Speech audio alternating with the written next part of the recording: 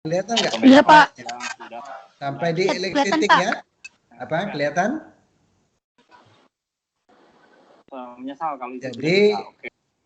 ini ya, eliciting requirement ini adalah tahap untuk melakukan komunikasi ya dengan customer dan user untuk menentukan requirement mereka apa, kebutuhan mereka itu apa gitu. Ya, menentukannya. Ingat bahwa kadang-kadang customer dan user itu tidak tahu kebutuhannya sendiri terkait dengan pengembangan perangkat lunak ini gitu ya. Dia enggak tahu gitu. Ya. Dia tidak tahu, tidak paham. Pokoknya sudah buat-buat baiklah, buat-buat sajalah gitu ya. Dibuat-buat sajalah perangkat lunak itu, lalu kemudian kita nanti akan komunikasikan gitu ya.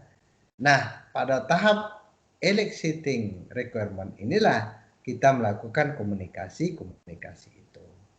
Dengan customer and user. Customer ini adalah orang yang memesan, sementara user ini adalah orang yang menggunakan. Bisa saja orang yang memesan itu berbeda dengan orang yang menggunakan. Atau bisa saja orang yang memesan sekaligus adalah penggunanya. Lalu selanjutnya ya dilakukan analisis ya. Analisis terhadap requirement, kebutuhannya itu dianalisis. Untuk apa dianalisis ya?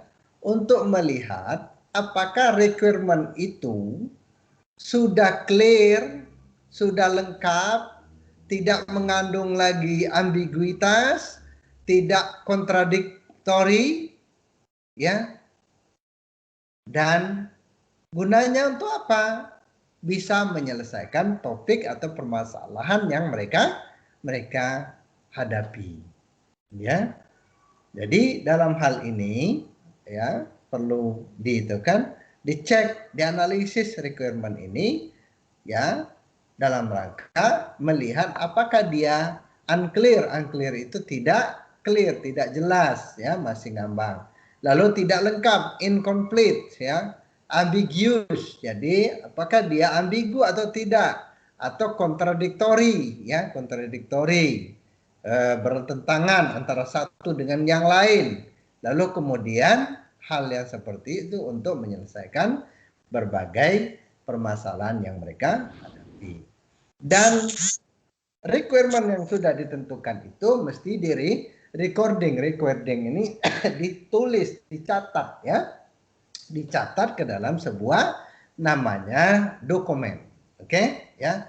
Dokumen, dan itu sering dikatakan sebagai dokumen software requirement spesifikasi, ya. Oke, kita lanjutkan lagi, ya. Eliciting requirement itu analisis, ya, analis ini adalah orang yang terlibat di dalam tim untuk melakukan analisis terhadap perangkat lunak, ya.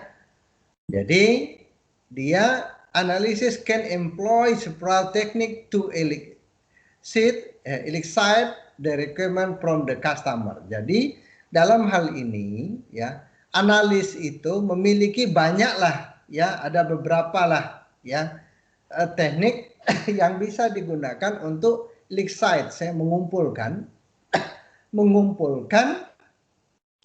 requirement dari customer. Yang pertama bisa menggunakan interview, bisa menggunakan FGD. FGD itu adalah focus group discussions, ya. Bisa seminar, workshop, dan lain sebagainya. Bisa juga menggunakan prototype dan use case. Bisa juga kombinasi antar berbagai metode yang ada itu, gitu ya. Silakan saja. Nah, software requirement analysis. Apa itu software requirement analysis?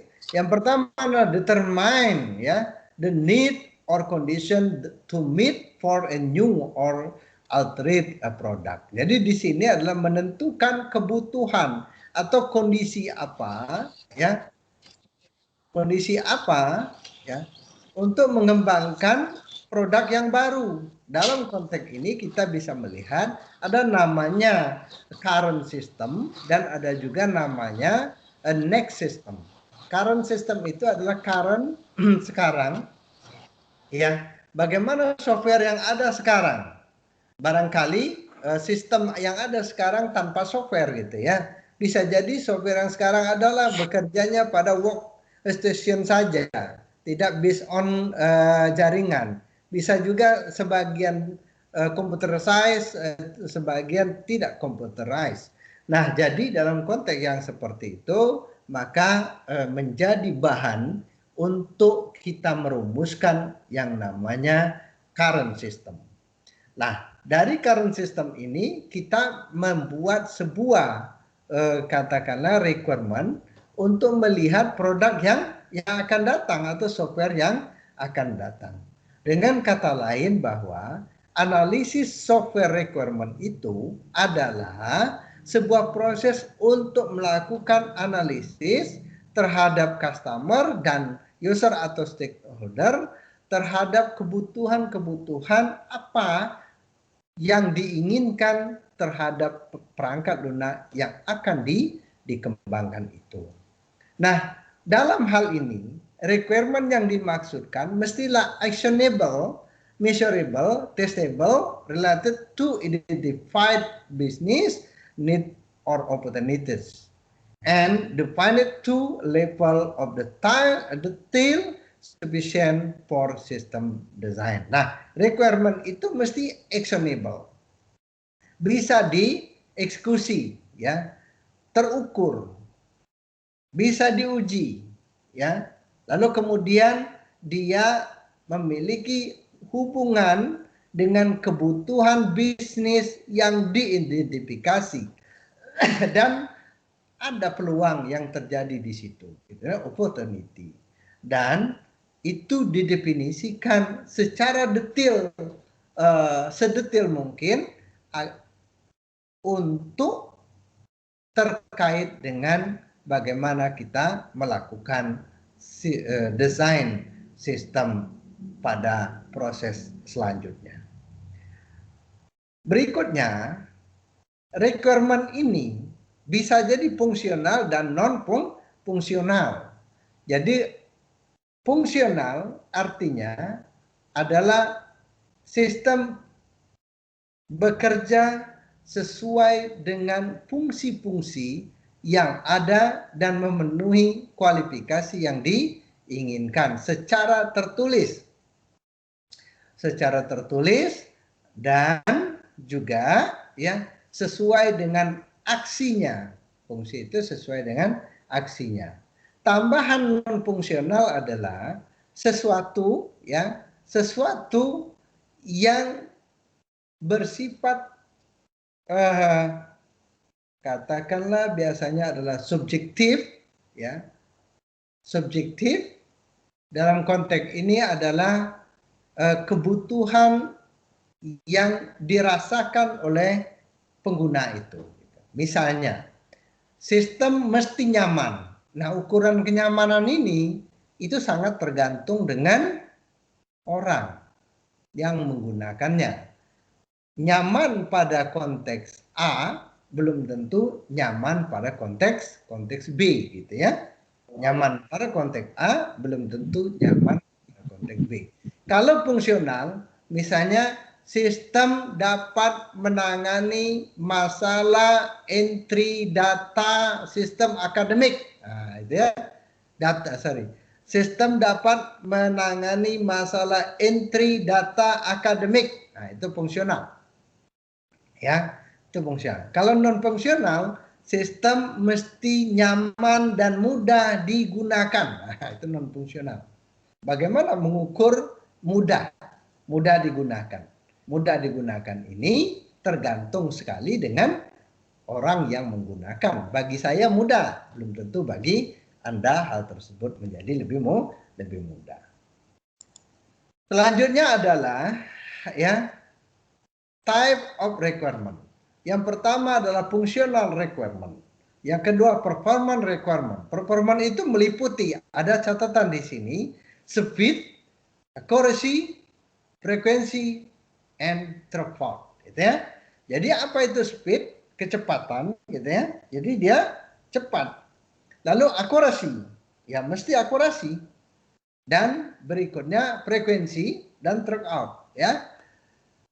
Perlu diketahui bahwa kadang-kadang kita berpikir pada speed, kecepatan. Kecepatan ini akan bicara tentang efektif and berbicara tentang efisiensi, time efficiency. Ya. Lalu kemudian kalau akurasi itu efektif, ya, efektif itu adalah akurasi. Tapi kalau speed itu biasanya efisiensi. Orang terkait dengan efisiensi. Sebentar. Ya.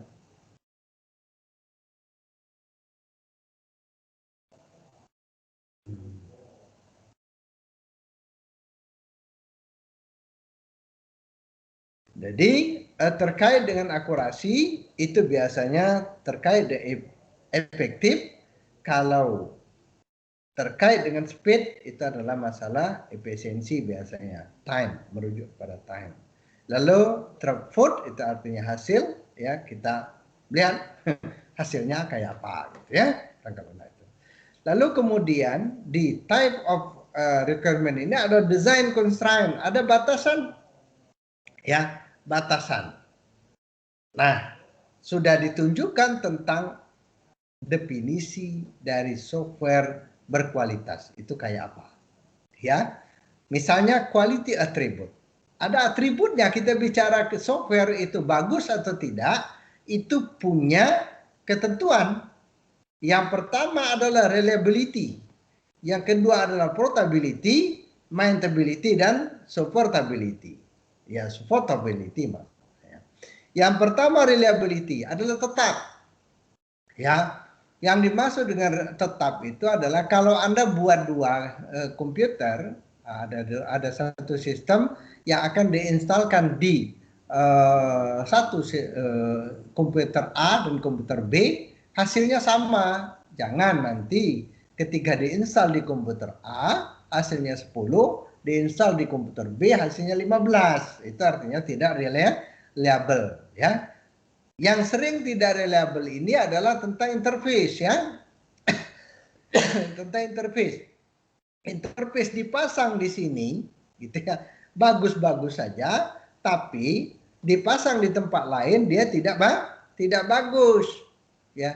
Dipasang di sini dia warnanya kuning, hijau, merah, dan biru, dipasang di tempat lain, nah berubahlah warnanya jadi merah hati, merah kecoklatan, merah semuanya, gitu ya.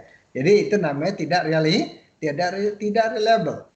Nah, portability ini adalah terkait dengan pemasangan, mudah untuk melakukan instalasi terhadap software yang kita kembangkan itu. Jangan rumitnya, bukan main menginstal itu, gitu ya. Lalu kemudian maintainability, mudah untuk dirawat, ya. Mudah untuk dirawat. Perawatan itu penting. Perangkat lunak seperti yang kita katakan tadi adalah benda hidup. Dia mengikuti organisasi. Jadi kalau organisasinya itu berubah, maka software yang kita kembangkan, support untuk organisasi itu perlu dilakukan penyesuaian.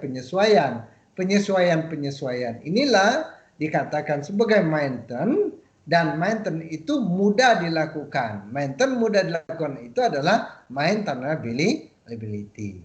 Lalu kemudian support, ya, support ability. Support, dia mesti mensupport jalannya organisasi. Jangan sampai organisasinya mau ke A, lebih banyak fungsi-fungsi yang ada di organisasi itu tidak bisa disupport oleh software yang dikembangkan. Jadi untuk apa mengembangkan software itu, gitu ya. Nah, dalam konteks ini, ya, kalau kita bicarakan tentang antara requirement dan design fase, maka kita bisa melihat bahwa pada saat requirement itu menunjukkan describe what will be delivered, ya. Nah, sementara pada fase design describe about how it will be done. Nah, jadi ada kata-kata yang ini will, ya, will derive, and dan yang berikutnya adalah how it will to be done. Jadi kata operasionalnya adalah how, what, and how. Bagaimana ini cara menyelesaikannya? Itu adalah di desain, ya, di desain. Bagaimana cara melakukannya atau apa yang akan dilakukan? Itu di requirement, ya. Nah, ya. Lalu kemudian goal dari fase requirement itu adalah understanding. Ya. Adalah understanding untuk dipahami. What? Apa? Jelaskan semuanya. Pada saat desain itu adalah optimization. Nah, pada saat optimization, ya, desain ini optimization. Ya, apa kata optimisasi? Adalah kita melakukan optimum. Kata optimum ini bisa maksimum, bisa minimum. Kenapa tidak dikatakan maksimum? Kita gunakan optimization. Kata optimization ini akan mengandung dua kemungkinan. Yang pertama adalah maksimum dan yang kedua adalah minimum. Ya, untuk jarak tentu saja kita berharap adalah distance itu adalah minimum. Ya, tetapi kalau produk hasil biasanya orang akan condong untuk ke optimization, ya, maksimum. Nah, dalam pada requirement ini banyak sekali solusi, ya, bisa jadi lebih dari satu solusi.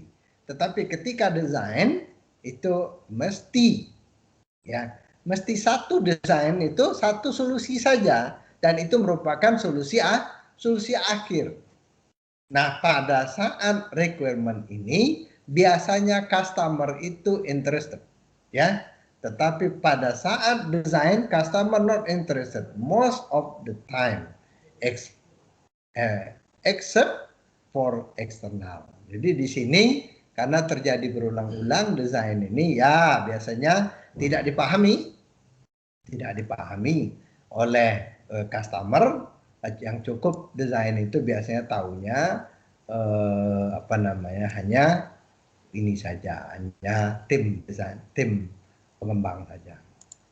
Nah, untuk diketahui juga ini adalah atribut daripada dikatakan software quality.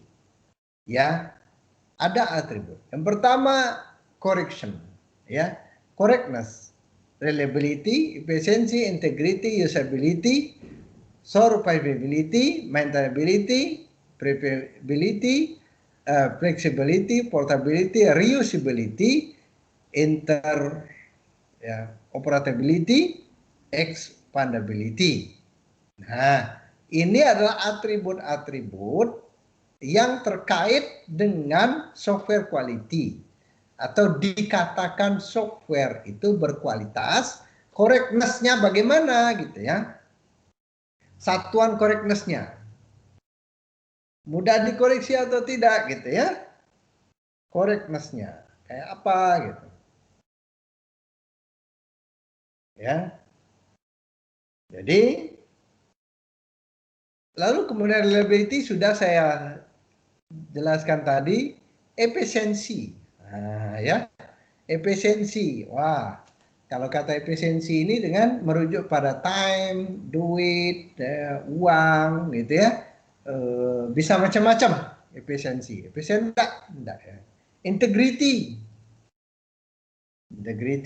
integrity ini sesuai dengan faktanya saja. Usability, penggunaan, ya, penggunaannya kayak apa. Survivability, ya. Maintainability tadi sudah dijelaskan.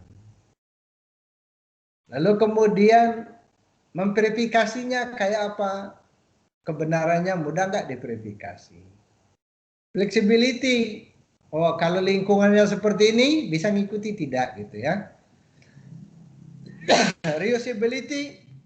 Reusability ini adalah menggunakannya kembali. Apakah bisa digunakan kembali atau tidak gitu ya.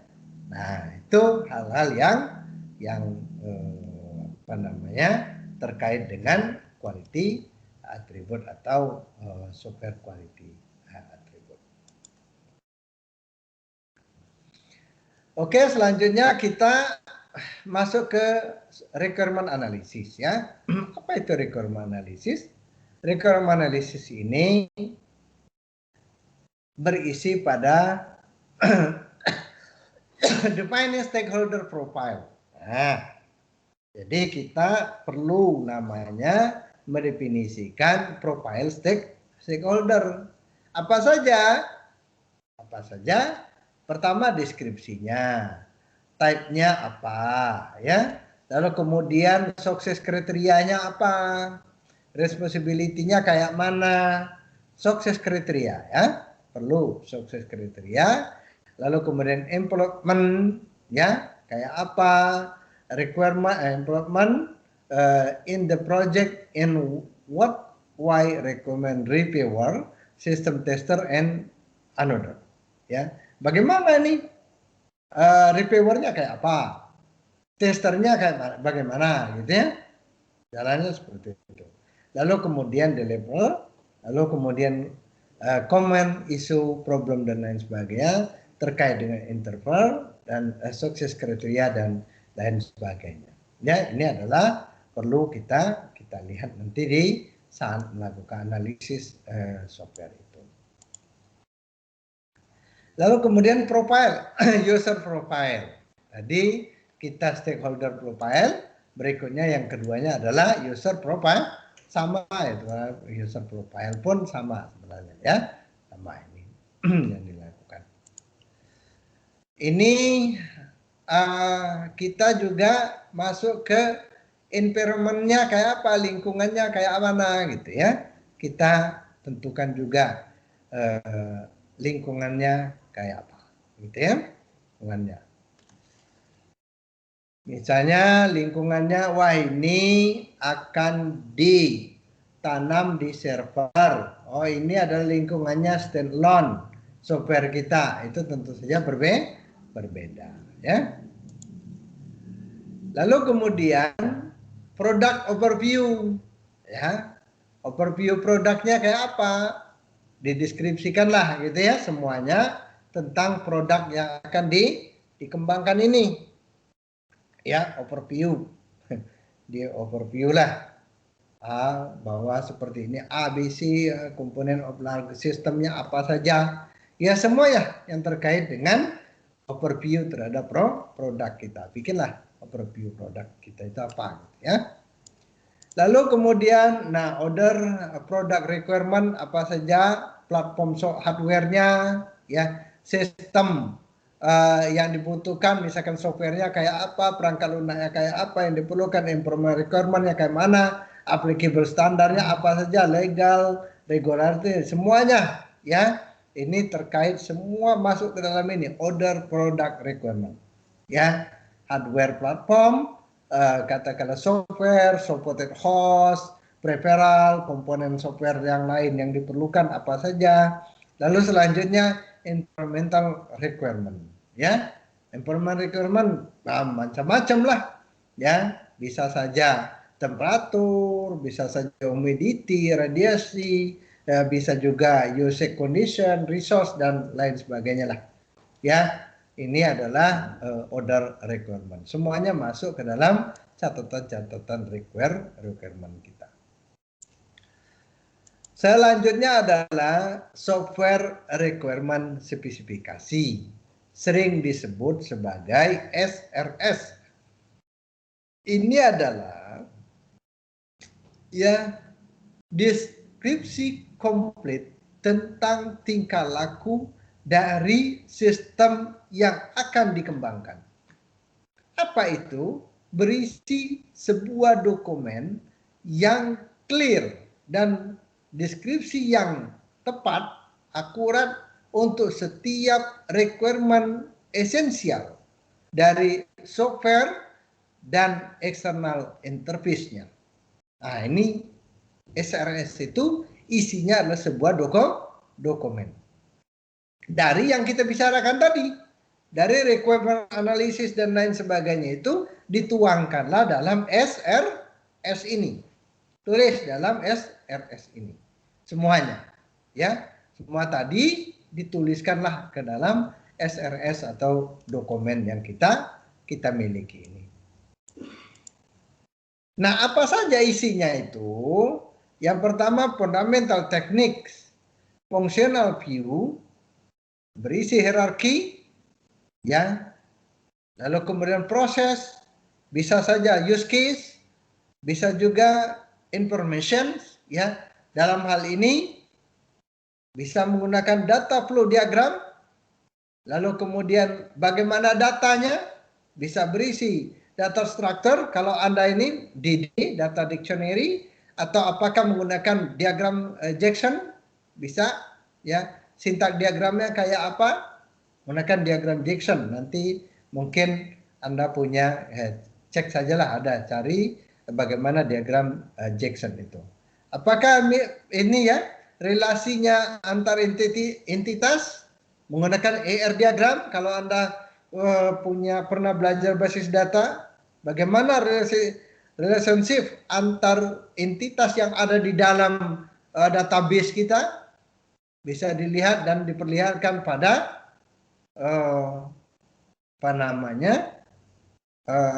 SRS ini. Lalu kemudian di sini juga kalau seandainya perangkat lunak yang kita kembangkan itu based on object oriented menggunakan RUP paradigm tadi, maka kita akan melihat bahwa bagaimana struktur kelas dari perangkat lunak itu. Bagaimana kelas diagramnya, ya? Apakah kelas diagram ini bisa diimplementasikan, berapa kelaskah, apa saja atributnya, apa saja metode yang digunakan, ya. Jadi bagaimana menerjemahkan antar metode itu, lalu kemudian bagaimana desainnya dan lain selanjutnya, ya. Nah, lalu ada istilah baru namanya use case, ya. Use case ini apa? Use case ini adalah deskripsi tentang, ya, tingkah laku sistem dan responnya terhadap request dunia luar. Nah, ini use case. Nanti kita akan belajar lebih jauh tentang use case, termasuk tentang use case diagram, ya. Use case diagram ini akan kita pelajari dan nanti di lain kesempatan, mudah-mudahan sempatlah minimal di sini, ya, banyak digunakan di Unified Modeling Language ini, ya. Nanti kita akan pelajari. Ini ya contohnya seperti inilah, sudah mulai, ya, mulai use case diagram. Lalu ada juga tentang data flow diagram, ya. Apa itu data flow diagram? Data flow diagram ini adalah representasi grafik dari data, ya, data yang mengalir, ya, data yang mengalir pada sistem, dan ini data flow diagram ini dikatakan sebagai klasikal teknik, ya, klasikal teknik ini, ya, bukan berarti tidak digunakan lagi, bisa kita gunakan lagi nanti, ya. Ini adalah hanya klasikal teknik. Ini topik tentang data flow diagram akan dipelajari secara mendalam nanti di satu topik sama dengan use case diagram, ya, akan dipelajari secara mendalam seperti itu. Lalu data dictionary lanjutan dari data flow diagram, ya. Dan kita menggunakan misalkan di sini, ya, software requirement spesifikasi itu ada di dokumen IEEE 830/1998. Ini yang lebih umum untuk dokumen yang ada pada yang ingin kita isi pada software requirement spesifikasi. Itu saja saya kira. Ada pertanyaan silakan. Ya. Kalau ada pertanyaan ini saya lewatkan. Nah, ini saja yang biasanya ya SRS itu berisi customer requirement, functional requirement, non-functional requirement, performance requirement, design requirement, the verified requirement, allocated requirement. Ini adalah isi dari ini tadi. Ya, secara garis besar bisa diklasifikasi ke dalam ini. Ya, 1, 2, 3, 4, 5, 6, 7 requirement ini ya. 7 requirement ini. Oke, ada pertanyaan? Silahkan kalau ada pertanyaan. Nanti Anda perbanyak saja latihan atau perbanyak saja dalam melakukan pembacaan ya. Ya, silakan. Oke, Asep Suprianto, silakan bertanya. Apa pertanyaannya? Monggo. Izin bertanya Pak, semisal mau menganalisis suatu kebutuhan software sistem, apakah ada kunci dari prosedurnya agar tidak ada suatu prosedur yang terlewatkan? Ya tentu saja kalau ini apa namanya biasanya ya kita di dalam melakukan analisis ya saya jawab itu tentu saja tips ya yang perlu ya. Kalau konseptualnya ya tidak ada. Tetapi kalau tipsnya itu banyak ya. Tipsnya kalau itu banyak. Kalau saya yang pertama adalah kita mulai dari yang besar saja dulu. Jadi secara global kita buat gitu ya. Mulainya dari yang dibuat yang besar saja dulu, lalu kemudian kita detailkan dan detailkan lagi. Nanti saya akan menjelaskan namanya konsep dan prinsip analisis. Ya, ada nanti supaya membawa bagaimana cara kita melakukan analisis terhadap perangkat lunak sehingga analisis kita itu bisa mencakup keseluruhan kebutuhan perangkat lunak yang diinginkan ya. Nanti mudah-mudahan habis ini ada namanya konsep and prinsip software analisis nama materinya ya. Nanti akan kita pelajari. Tetapi untuk sementara karena ada ditanyakan maka kita bisa melakukan dari global to detail ya. Jadi dari global dulu independen, fungsional yang global itu yang independen, lalu kemudian kita detailkan. Itu yang pertama. Lalu kemudian yang berikutnya adalah ya agar prosedur-prosedur atau katakanlah bukan prosedur sih fungsional sistem kita itu tidak terlewatkan atau komplit ya, maka kita juga bisa melakukan partisi ya. Partisi, jadi kita petakan dulu kebutuhan itu apa saja gitu ya. Kita petakan dulu, petakan A, B sampai di ujung, sampai di akhir. Jadi dengan melihat peta itu kita bisa mengecek apakah semuanya sudah termasuk ke dalam peta itu atau belum ya. Jadi yang pertama tadi kita mulai dari yang global dan yang kedua kita susun petanya kayak apa requirement yang diinginkan pada perangkat lunak itu. Dan yang berikutnya adalah kita mesti memahami proses bisnis dari organisasi ataupun lembaga ataupun ya apa saja yang ingin kita buatkan atau kita kembangkan softwarenya.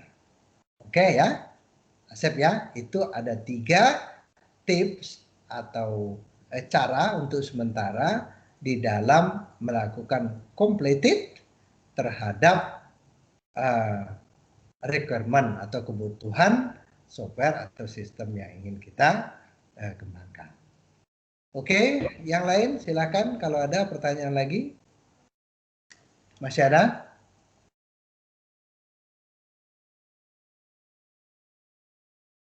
Masih ada yang mau ditanyakan? Monggo.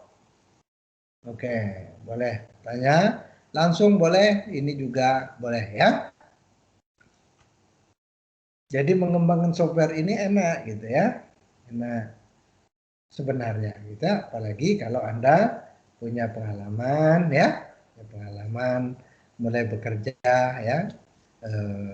Ya tentu saja sebagian orang agak berat memahami ya, agak berat memahami daripada pengembangan software ini karena belum pernah terlibat di dalam pengembangan software itu ya. Kalau sudah terlibat dalam pengembangan software itu, maka saya yakin bahwa Anda akan dengan gampang atau akan dengan mudah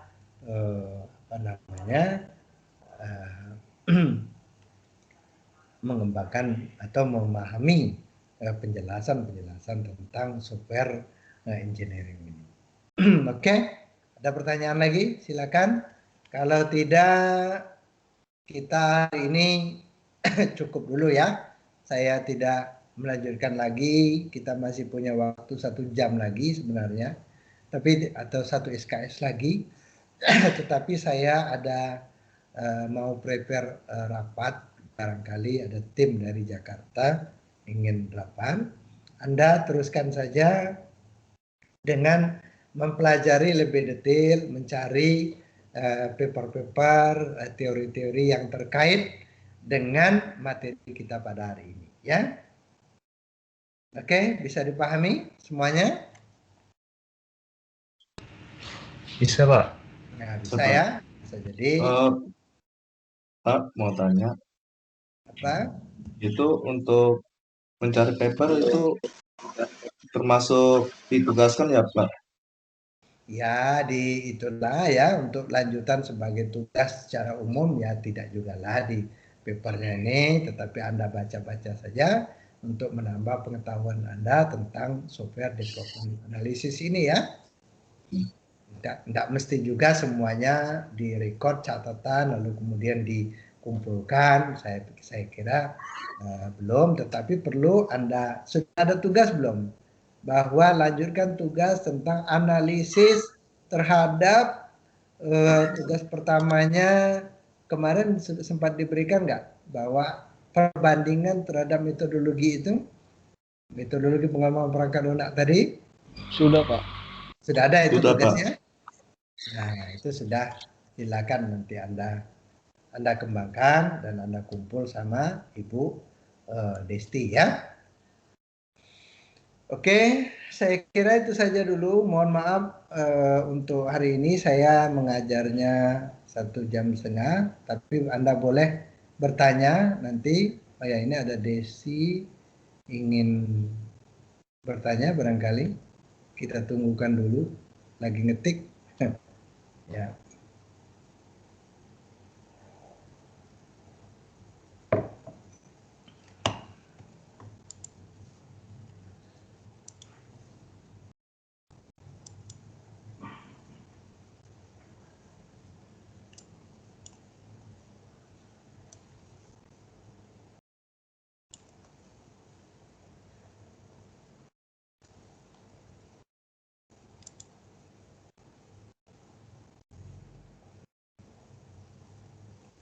Oke, sekarang kita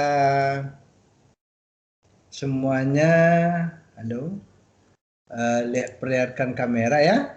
Kita lihatkan kameranya. Untuk selanjutnya kita view. Oke, ya kita view. Saya share screen-nya, mungkin saya close dulu ya, untuk melihat hari ini semuanya datang atau tidak? Silakan ngisi ya, oke, mengisi apa namanya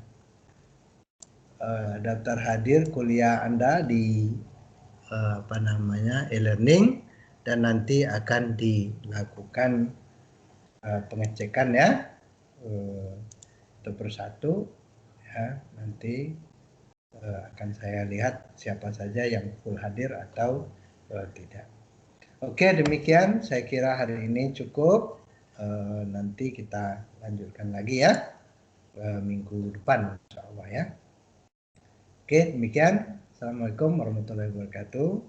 Dan Waalaikumsalam. Waalaikumsalam. kan tugasnya ya. Terima kasih Pak. Waalaikumsalam.